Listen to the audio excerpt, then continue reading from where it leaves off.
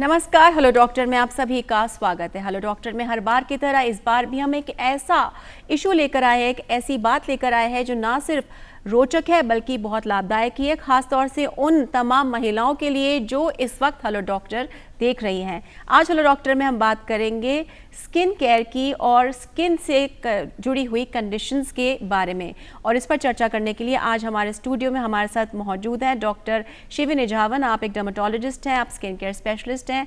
Doctor Shivi, आपका hello doctor में बहुत बहुत स्वागत है। Thank you and very good evening to everyone.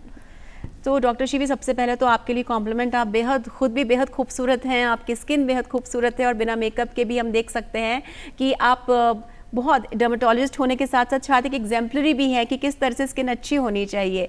सबसे पहले बताएं, आपकी इस खूबसूरत स्किन का क्या राज है? Thank you very much for the compliment. But मुझे ऐसा लगता है कि सभी ब्यूटीफुल होते हैं, सभी खूबसूरत होते हैं।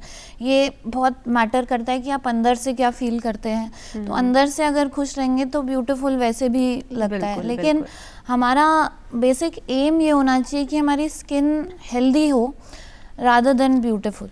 बहुत अच्छी बात कही आपने कि खूबसूरत हर व्यक्ति होता है, अंदर से जो आप महसूस कर रहे होते हैं वही चीज़ आपके चेहरे पर भी निखर कर आती है।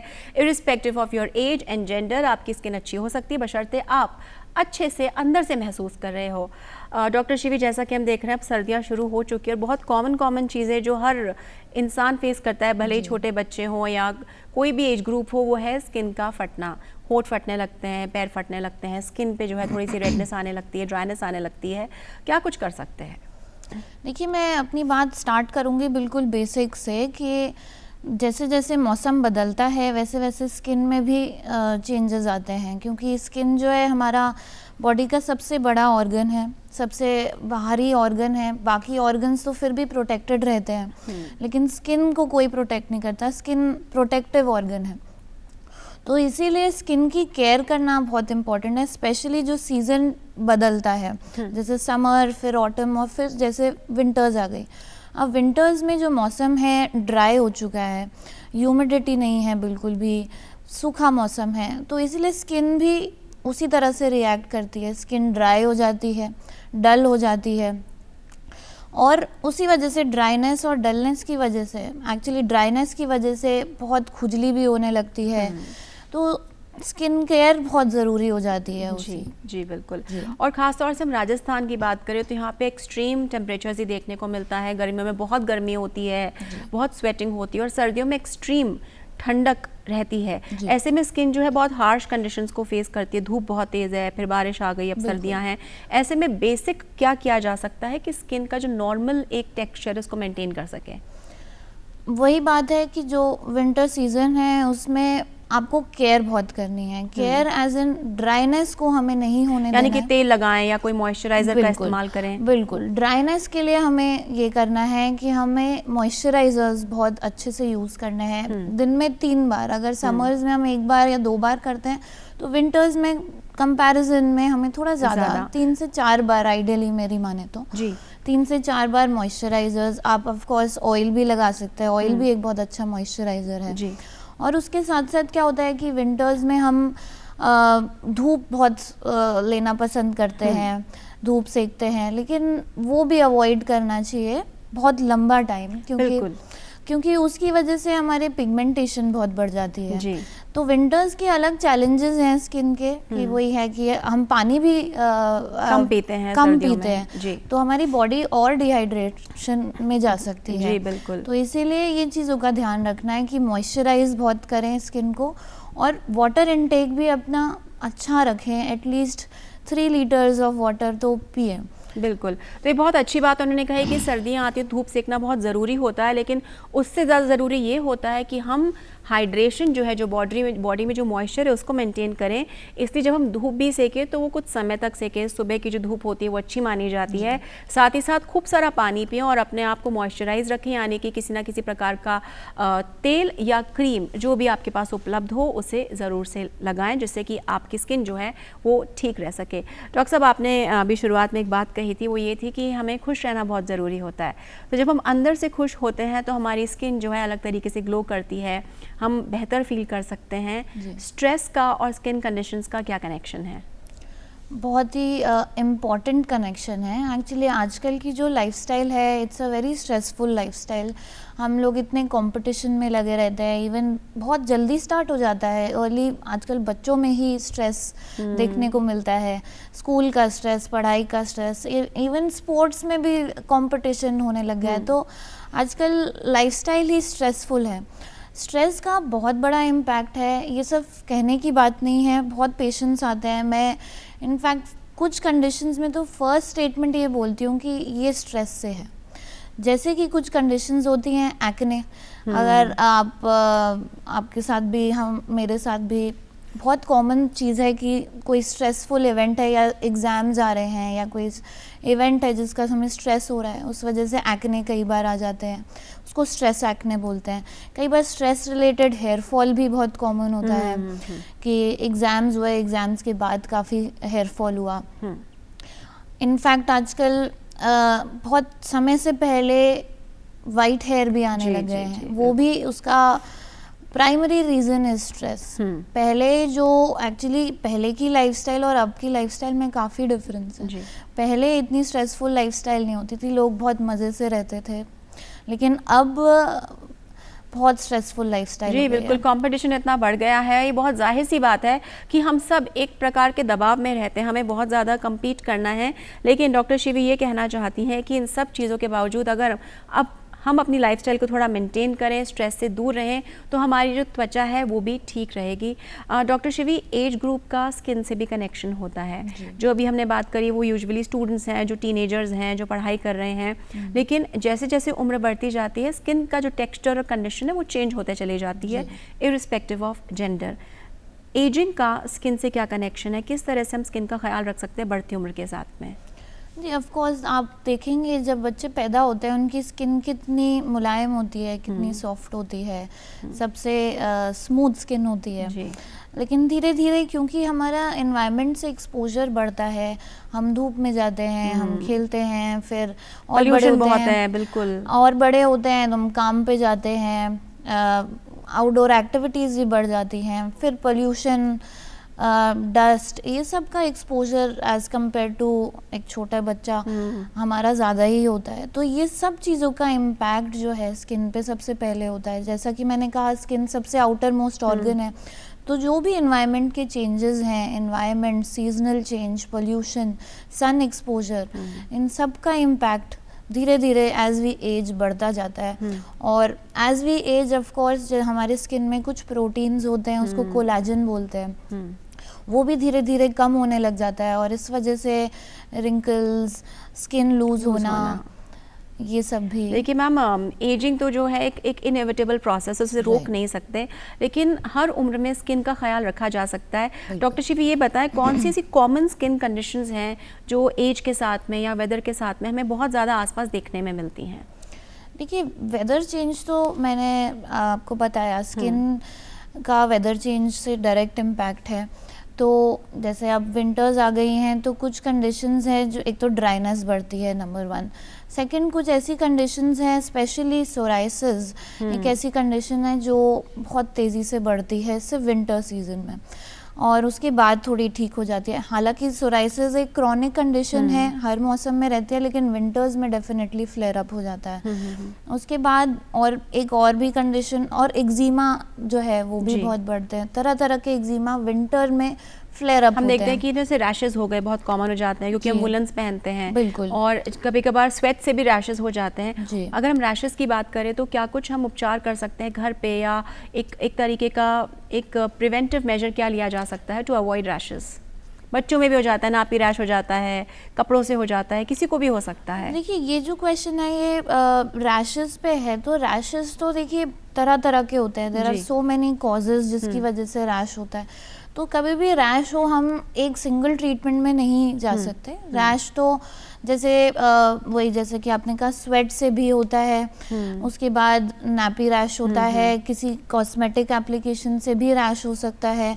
तो रैश के कॉज पे डिपेंड करता है कि हम क्या ट्रीटमेंट देंगे। तो कभी भी रैश हो तो डेफिनेटली आपको एक प्रोफेशनल डर्मेटोलॉजिस्ट के पास जाके आपको उनको दिखाना चाहिए और उसके हिसाब से एक प्रोफेशनल डॉक्टर आपको, डर्मेटोलॉजिस्ट आपको रैश का ट्रीटमेंट देंगे। अभी आपने बात करी कुछ क्रॉनिक स्किन डिजीजेस की, तो ऐसी कौन सी प्रॉब्लम्स हैं जो क्रॉनिक हैं और कैसे उनको मैनेज किया जा सकता है? ये क्रॉनिक स्किन कंडीशंस होती हैं जो 6 हफ्ते से ज़्यादा परसिस्ट करती हैं, और उसी के कॉन्ट्ररी एक एक्यूट कंडीशंस होती हैं जो होती हैं और कुछ दिनों में या विदिन 6 वीक्स सेटल हो जाती हैं, उनको एक्यूट कंडीशंस कहते हैं। क्रॉनिक कंडीशंस जो है वो तरह तरह की होती हैं, कुछ इन्फेक्टिव होती हैं, हालांकि क्रॉनिक कंडीशंस में आते हैं कुछ इन्फ्लेमेटरी डिसऑर्डर्स। इन्फ्लेमेटरी डिसऑर्डर्स होते हैं जैसे कि सोराइसिस, मैंने कहा, लाइकन प्लैनस एक और इन्फ्लेमेटरी कंडीशन है, और एक्जिमास भी क्रॉनिक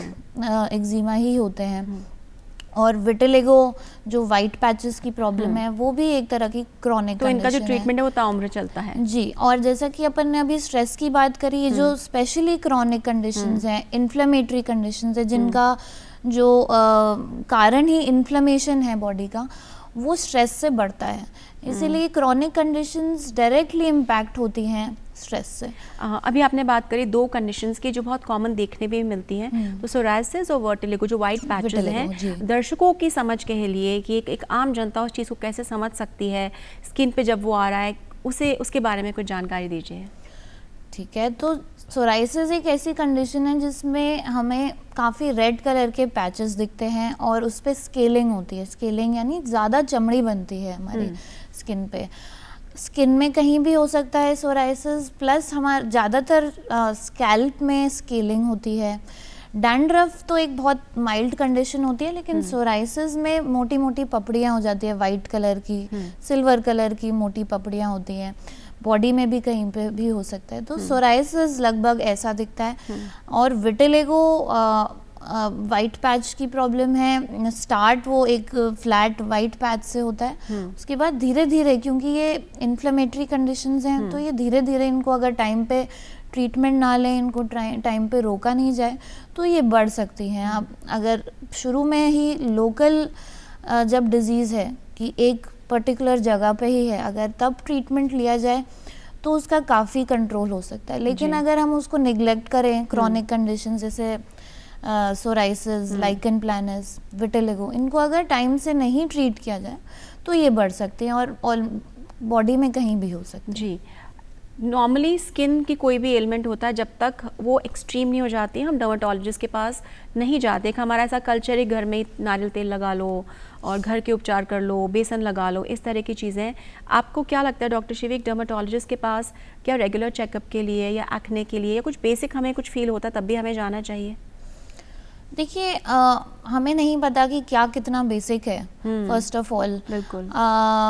कई बार हमारे पास ऐसे पेशेंट्स आते हैं जो ऐसा सोचते हैं, जैसे सपोज एक माइल्ड सी कंडीशन एक्ने की बात कर लेते हैं।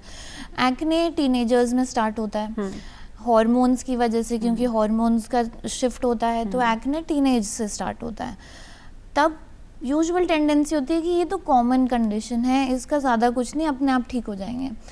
इक्के दुक्के एक्ने होना ठीक है, लेकिन कई बार टीनेजर्स में इतने सारे एक्ने हो जाते हैं, फिर भी उनके पेरेंट्स बोलते हैं कि नहीं ट्रीटमेंट लो, हो जाएगा अपने आप। हाँ, कि दवा मत लो, राइट। लेकिन ये जो थिंकिंग है ये कई बार उल्टी पड़ जाती है, क्योंकि जितना एक्ने सिवियर होगा, जितना लंबे टाइम तक स्किन पे रहेगा, उतना ज़्यादा इन्फ्लेमेशन बढ़ेगा, उतना ही ज़्यादा डीप हो जाएगा एक्ने और स्कार्स हो जाते हैं। तो उस टाइम तो चलो हो गए ठीक, लेकिन उस टाइम पे ना ट्रीट करने से स्कार्स जो है वो लाइफ लॉन्ग रह जाते हैं। बिल्कुल। तो इसीलिए ये चीज़ टाइमली ट्रीट कर लें तो मेरे हिसाब से ज़्यादा। तो ये आपने बहुत अच्छी बात कही कि हम घर में रहते हैं और बहुत ज़रूरी होता है कि हम जो घर का माहौल है उस हिसाब से रहें, लेकिन जब स्किन पे किसी भी प्रकार का हमें कुछ अनयूजुअल पैच दिखता है या बहुत ज़्यादा एक्ने है आपको, या आपको पढ़ाई का स्ट्रेस है, या कोई भी चीज़ किसी भी दबाव के कारण आपको लग रहा है स्किन पे ब्रेकआउट्स हो रहे हैं, आपने कोई कॉस्मेटिक लगाया, तो ज़रूर से किसी स्किन स्पेशलिस्ट के पास जाएं और अपना उपचार करवाएं। डॉक्टर शिवी, सर्दियाँ आ रही हैं, कुछ बहुत बेसिक चीज़ें जो हम आसपास देखते हैं, इचिंग होना, कईयों की स्किन एक्सेसिवली ड्राई होती है, एड़ियाँ फटना, खासतौर से महिलाओं में बहुत देखा जाता है, और वो इस कदर फट जाती है कभी कभार कि उसमें से ब्लीडिंग सी होने लगती है। क्या कुछ बेसिक कर सकते हैं टू अवॉइड इचिंग और अपना जो फुट केयर है उसे जी, विंटर्स के साथ साथ ड्राइनेस बढ़ेगी एंड ड्राइनेस का हमें अल्टीमेटली ध्यान रखना है। ड्राइनेस होगी तो बहुत तरह के एलर्जीज भी बढ़ती हैं, तो बेटर है कि हम पहले से ही प्रिपेयर्ड रहें कि विंटर्स आ रही है तो हमें मॉइस्चराइजिंग बहुत अच्छे से करनी है। आपने बात करी फटी हुई एड़ियों की, क्रैक्ड हील्स की, उसमें हम क्या कर सकते हैं कि सोने से पहले हम एक लूकवार्म वाटर में हम अपने पैर डिप करें, उससे जो भी डर्ट है, जो भी इम्प्योरिटीज़ हैं, वो सब लूज़ हो जाएंगी और फिर हम अच्छे से मॉइस्चराइज करें पानी से बाहर निकाल के पैरों को। हम एक तो ये कर सकते हैं। दूसरी बात, विंटर्स में डैंड्रफ की कंप्लेन बहुत ज़्यादा कॉमन हो गई है और फ्लेयर अप होता है। हालांकि डैंड्रफ भी है तो क्रॉनिक कंडीशन, लेकिन समर्स और रेनी सीजन में इतना नहीं होता है, लेकिन फ्लेयर अप होता है विंटर सीजन में। तो हमें स्टार्ट कर देना चाहिए एंटी डैंड्रफ शैम्पू। और ये एक बहुत इंपॉर्टेंट बात है जो बहुत लोगों को नहीं पता। लोग सोचते हैं कि डैंड्रफ है तो तेल लगाने से ठीक हो जाएगा, बट ये गलत है, एक तरह का मिथ ही है।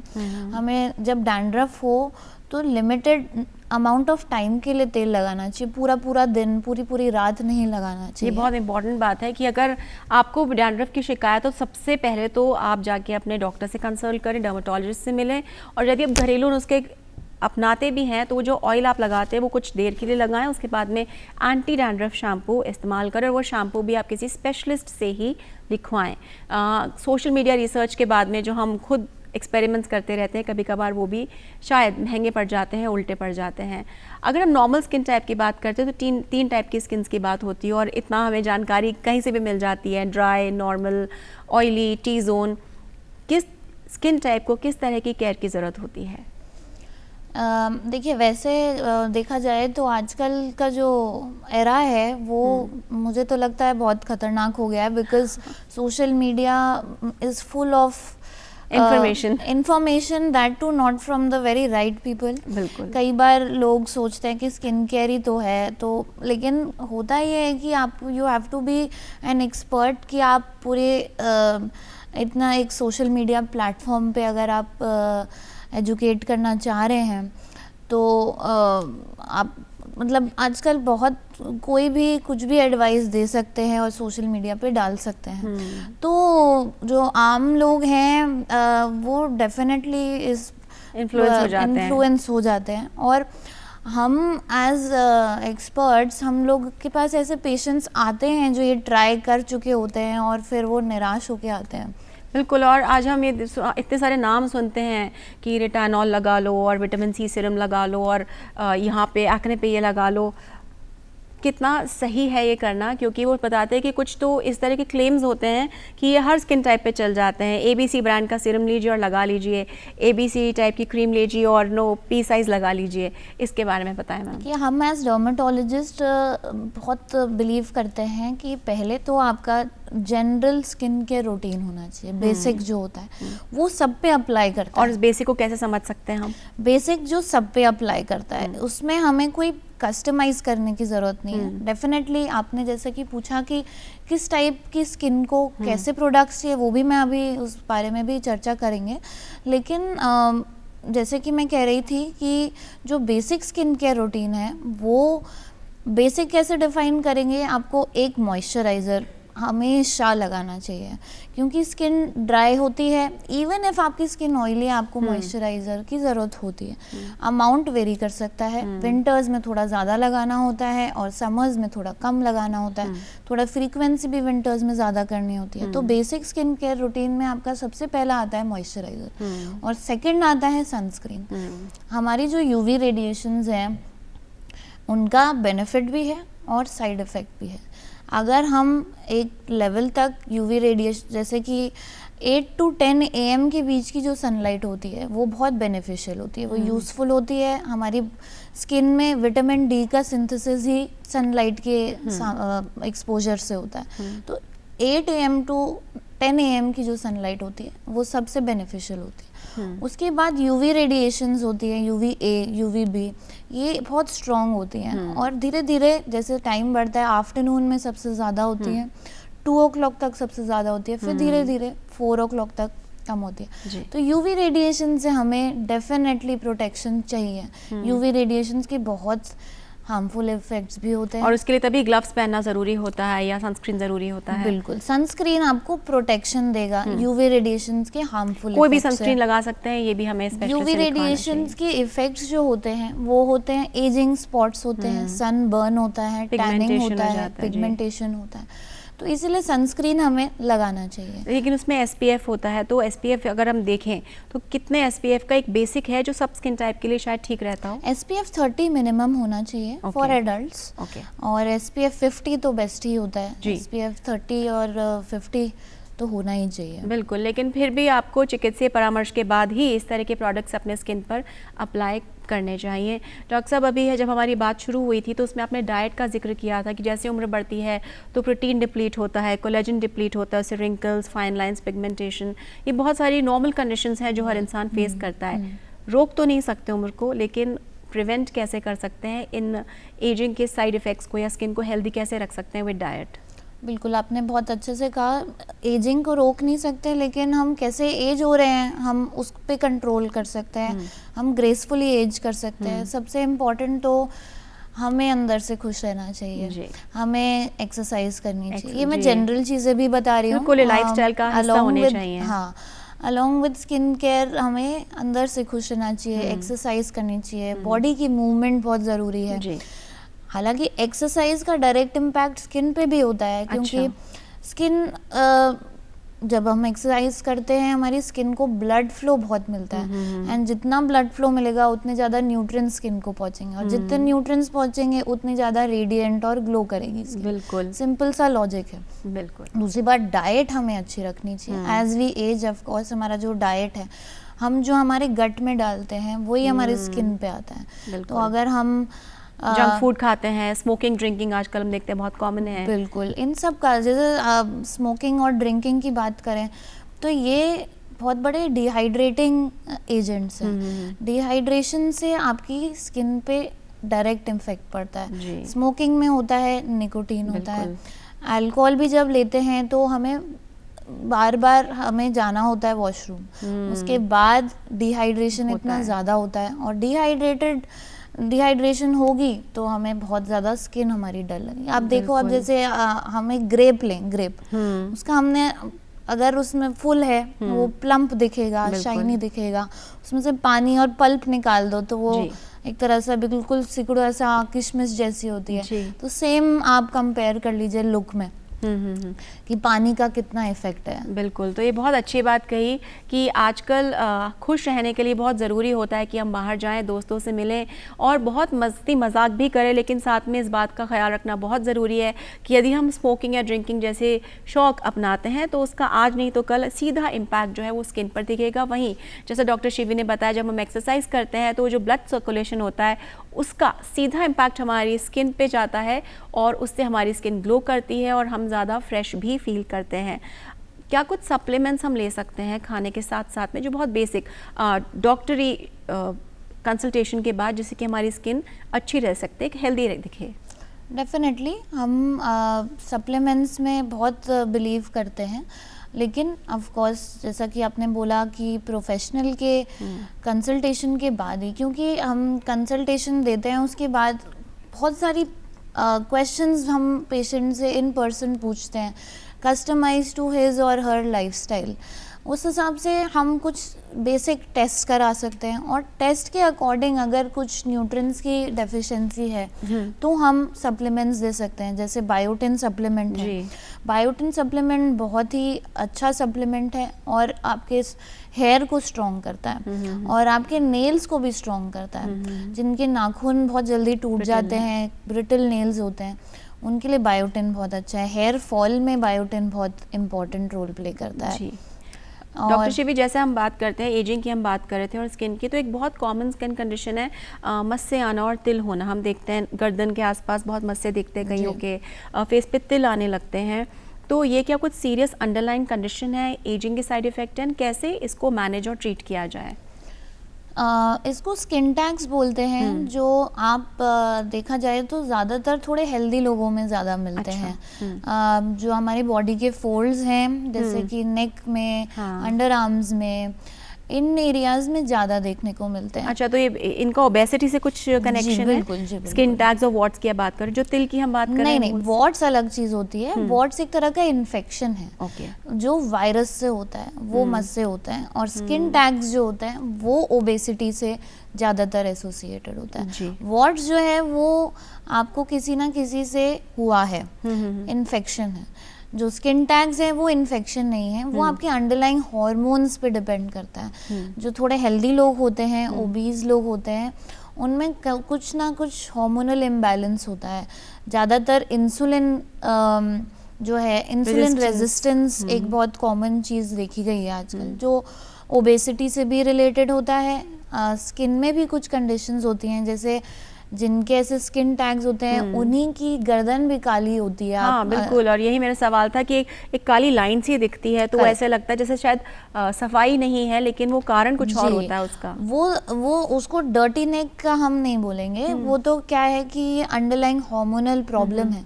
तो जब भी कोई पेशेंट आते हैं इस कंडीशन को लेके, चाहे से स्किन टैग्स हो, चाहे से ब्लैक नेक हो, अंडर आर्म्स हो, उसको अकैंथोसिस नाइग्रिकेंस बोलते हैं। और ज़्यादातर वो इंसुलिन रेजिस्टेंस अंडरलाइंग शो करता है, तो हम ज़रूर से टेस्ट कराते हैं। इनफैक्ट एक बहुत इंपॉर्टेंट इसका ट्रीटमेंट ये होता है कि हम पेशेंट को बोलते हैं, काउंसलिंग करते हैं कि आपको वेट रिडक्शन करना है। जितना वेट बढ़ता है उतना बॉडी का ऑफ कोर्स BMI भी बढ़ता है, बेसल मेटाबॉलिक इंडेक्स, और उस कंडीशन की वजह से इंसुलिन भी बढ़ता है। हम मोल्स की बात कर रहे थे डॉक्टर शिवी, तो जो मोल्स हैं, जो तिल हैं, जो विद एज आ जाते हैं, उसकी भी कुछ अंडरलाइन कंडीशंस होते हैं या एक नॉर्मल प्रोसेस है?